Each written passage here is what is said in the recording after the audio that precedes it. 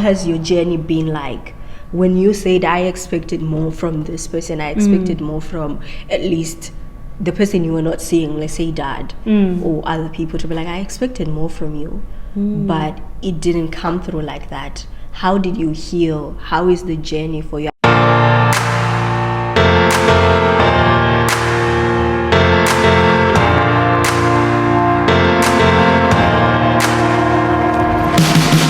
Watch my videos.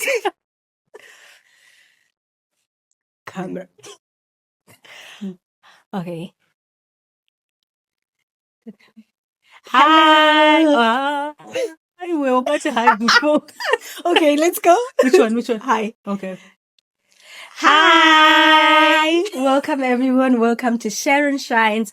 This is a very special episode, extra special, because I'm joined by none other than my very own It is me. One of them. But I'm really excited. This journey, I think us just reconnecting and starting this journey when I came to study abroad has been an amazing experience. Absolutely. And I cannot find the words to describe it. Like I even tell some people and I'm like, yeah, it doesn't make sense. Yeah. Literally doesn't make sense. But everyone, get a cup of coffee, a cup of water with some Tea. ice, and Iced tea. depending on where you are. You know. Oh, true. Yeah. Yeah. So it depends. Iced tea or hot tea. Depends.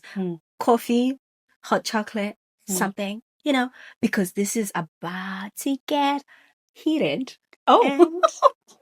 And interesting. So Gladys, I will allow you to introduce yourself. Okay. Because I might do injustice. I think I'll do more injustice, but let's see how we go. What about myself? So my name is Gladys Sango. Sango. Is it saying Sango? I just got married, so hashtag. Yeah, we'll see what we go with. But for now, it's Gladys Sango. We kind of lived separate lives. I was living with my mum. We have the same dad. I was living with my mum most of the time, and then I moved overseas. And I've been overseas since I was 10. So I'm now 30. So from 10 living in Zimbabwe and then 20 years outside of Zimbabwe. So maybe my accent changes. Maybe my perspective changes because of where I've lived and spending time away from home. Yeah. But yeah. Oh, wow. Thank you for having me. Let's talk about perspectives changing. Wow. Let's get into it. Okay. Like, I love getting into things to be like perspective changes. What changes when you move from like a place that has, you were living with family members, extended family with other brothers and sisters and stuff. And then you had to move and started living with your mom. Now it's like a single mom and only child kind of experience from growing up. Every year going to school, there would be like 5 of us or something like that. And every holiday, there was always family. And I think that's what's been really good about our dad is that his focus has always been on education, but on family. Yes. Those two things that you can sum up a person like that. So it was always, you have people around you. And to go to New Zealand with mum by ourselves, and to be a single child, being a single child was hard, was really, really lonely. But I think maybe what had helped me was having gone to so many schools. You have to be an outgoing person. You have to go and make friends. So if I didn't have that, I would have been a very, very lonely, very sad child, and probably would have carried on to now. But I guess because of all of that, having to learn to be an outgoing person, and to be social, I made friends. I made friends. I made long-lasting, lifelong friends. But it's not the same as having your family there at any step, at every point.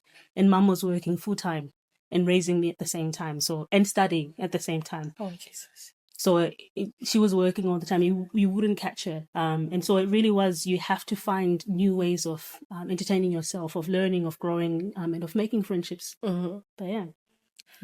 Let's talk about that experience of like being left sort of like, you're like, oh, I have to find means of making friends and fending for myself more like emotionally and connecting with other people. Did you ever create a resentment for your parents for that? or to ever feel like, oh, I wish it was different, kind of? Not, do you know what? Not with, because I could see mum. I could see her working hard. I could see her going to school during the day, then going to night shift at night. And so with her, it was never a resentment for that. I think it was more so, the typical child thing where your parents don't have money and everyone else around you has money to go to school excursions and play all these sports, and you're just sitting there going, okay.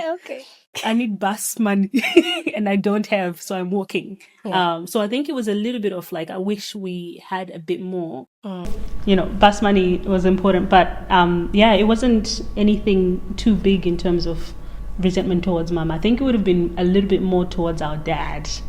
For the life choices that he'd made, and because he'd come with us to New Zealand, and then he went back to Zim, and so we had been doing pretty well as a family, and it felt like a family. So after he left, we're no longer a family. It's now just mum and myself, and also we don't have the means to be able to do what we were doing before, and also breaking up of other families. So it was just a lot of a lot of resentment towards that. We're working through it. We are working through it. Yeah, it's one of the most important thing, like what you were saying, that watching your mom work so hard has helped you to be like, no, it's not so much resentment, but almost like an admiration. Absolutely. To be like, my parents are working so hard for me to go to school. I appreciate them. And you've mentioned this before, to be like, it comes like a guilt point, a guilt thing where you're like, oh, now I start working, I need to help my parents. I need to appreciate them because they were working so hard, and I was seeing it and I was noticing it. Absolutely. So yeah, and almost it almost becomes like a fear of disappointing them, because they've worked so hard to give us the opportunities that we've had now. I did nothing to get to New Zealand, to come to Australia, to get the education and the jobs that I have. I was just there. I participated. I passed. But they are the ones that made all the effort to make things happen out of nothing. And so it almost becomes a little bit of a fear to be like, if I don't do more with what I'm given, I'm going to disappoint this person that has worked so hard to get me to here. Yeah. And I think what sort of like this connection has brought for us, connecting here when I came to study abroad and just sharing our journeys, I feel like has helped us heal in some ways, because I grew up watching Dad and how much he had to work so hard for the family, and how much he had to work really hard to help us to go to school and help kids and make sacrificial decisions that when you think about it, you're like, wow, I couldn't do that. I don't think I could have done that. I could have thought it that way, where he had to make decisions to be like, okay, this kid has a mom, this kid has a mom, they can take care of them, so I'm gonna take care of this one. And then the other kids will complain and talk about it and be like, oh, he left us, he abandoned us. And I'm like, watching him go through that has made me be able to sort of like forgive our parents, to be like, okay, you know what, I understand the struggle that he is going through, and it has helped me to see him as a human as well. Yes. That's such that point of being able to see our parents as a human. To see them not knowing everything and not having figured out everything, but still managing to keep working, to keep going, to keep trying, and all for family, all for the sake of family. I think that's very admirable. Yeah. So I think you have seen that with Mom, and I have seen it with Dad. And coming together, we were sharing our journeys. So we're like, oh my God, this happened and that happened and that happened. And for me, I don't know about you. For me, it healed me. It was one of those things that you would bottle up and be like, okay, I don't know who to talk to unpack it and talk about these experiences and the things. And I think when I came to Australia, there were some new developments in like discovering things in the family that had happened a long time ago, and I hadn't processed. I hadn't processed all those things. So I think the first night we met, we went to a Korean barbecue place. We sat there and talked. And we were unpacking a lot of these things. So let's talk about those people that are out there that are struggling to forgive their parents, they're struggling to unpack all those things that they might be feeling. They're struggling to see their parents as humans. It's more like not like they're struggling to see them as humans, but they're seeing them as humans, but they expected more from them. Yeah. How has your journey been like?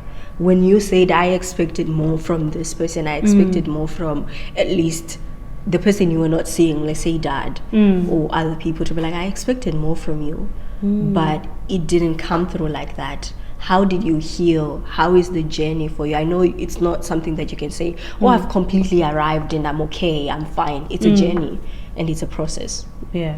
I think the key is to genuinely seeing them as another you, but just older. They just have a few more years, so they might have maybe better, wisdom, maybe better skills of solving problems, but they still have problems. They still have doubts for themselves. They still have struggles. They do not have everything figured out. Which is, I think, when you become an adult, it's easier to understand your parents. You go, oh, they don't know exactly what they're doing, but they're managing just the same. That's a tough one. I would say for my dad, without being too particular, I would say seeing him get to a point where he is sort of giving up, kind of going, I don't know what to do and I need help. Seeking help from another person and actually coming to us and talking about things that have been hard for him. Them almost treating us like peers and people that might understand struggles. That was the biggest thing for me to go, wow, okay, this person is just another human being who makes mistakes, who has made mistakes, but they're not the sum of all their actions, if that makes sense. That doesn't truly define them as a person.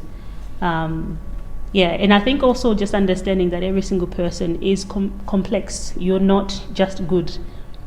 You try to be good, but you will make mistakes. And being able to come to terms to that, to go, okay, once you make the mistake, how are you going to better yourself? How are you going to, for another word, repent for the mistakes that you make?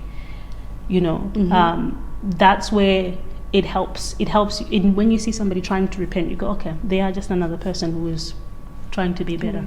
The hard thing is when you don't see the repentance and you see the same actions all over again. I think that's a harder, that becomes a more personal thing to go, for my own sake, for my well-being, for my mental health, I need to be able to forgive and not hold so much hurt and resentment and whatever. For my sake, this person will continue doing what they're doing, but I need to be able to live my life without them controlling me in that sense. That's really true. And I think so much for like African parents, they will never apologize to you. No one said nothing about apologizing. If you ever have an African parent come to you and say, you know what, kiddo, I'm sorry for the things that I put you through and I'm sorry for the mistakes that I made. You have won in life. You are blessed. You also think, what's happening? What do you want from What do you me? want?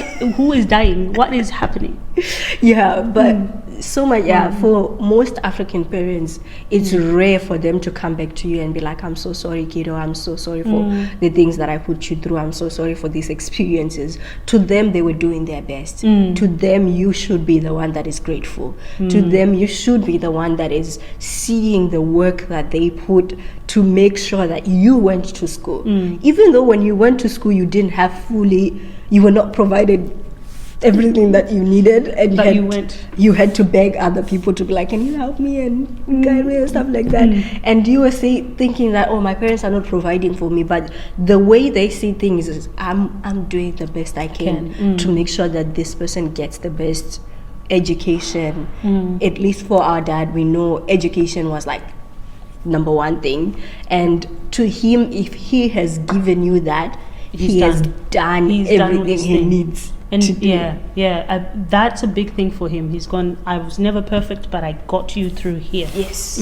That's a big one. And I think shifting those perspectives to say, what have they provided for me? And even the things that they provided for me, how did they get the means for them to be able to provide that for me? And it helps to sort of like help you shift that perspective and sort of like help you forgive them, even though you won't get an apology for the things that live knowing you will never get an apology.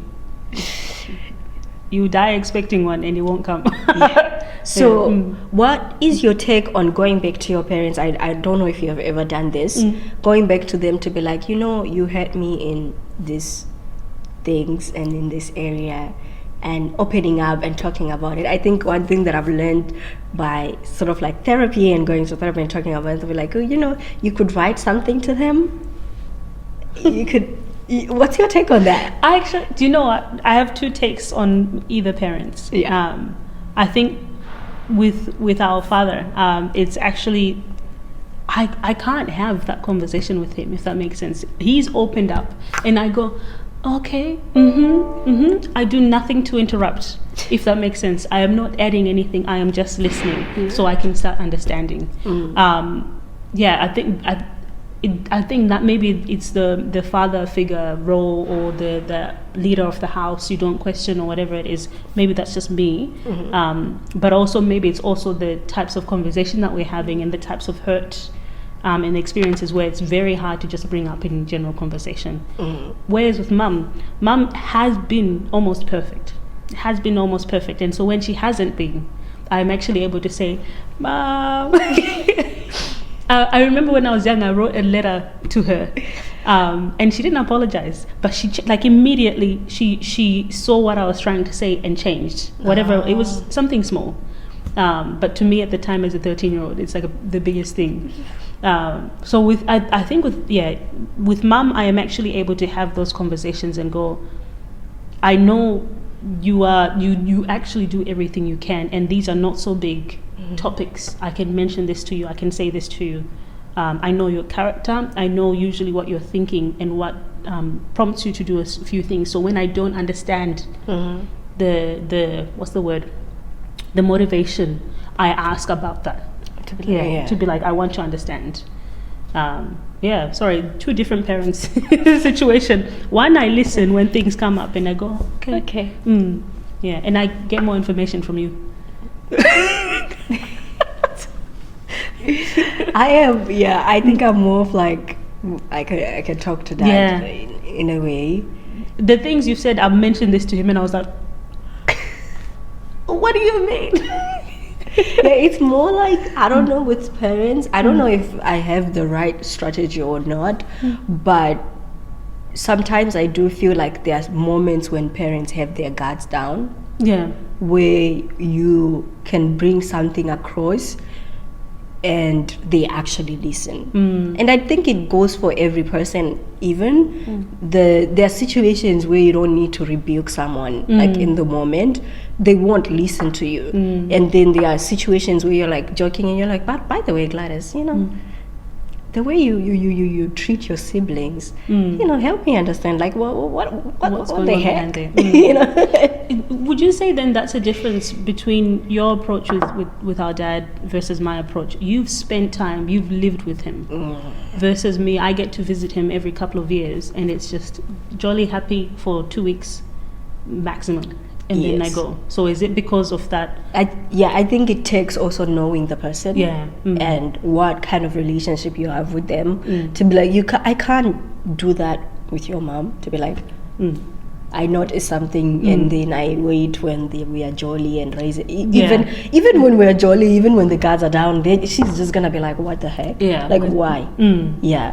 So I think that's a good point. It's like building relationships and what kind of relationship you have with them. Do you know them? Have you spent time with them? And even though it's still a tricky thing, sorry, the lights just went off again. I'm just gonna walk around as she talks.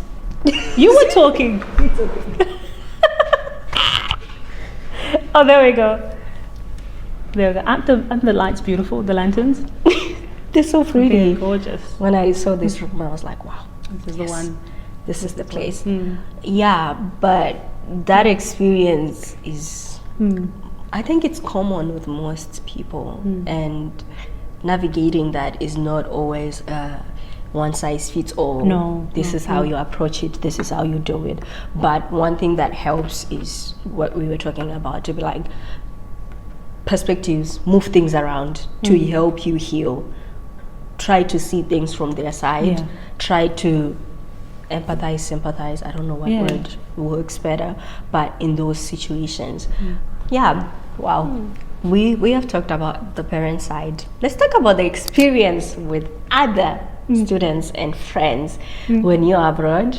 Because I think, at least for me, I went to study abroad since 2021, and been in the United States, and then I came to study abroad also, another abroad in Australia, and the experiences have been different, somewhat similar, and making friends, especially from the other cultures, and the perspectives and the norms are different now, and what is considered, at least in my culture, like, wow, so pretty or so beautiful, so it's totally different. Absolutely.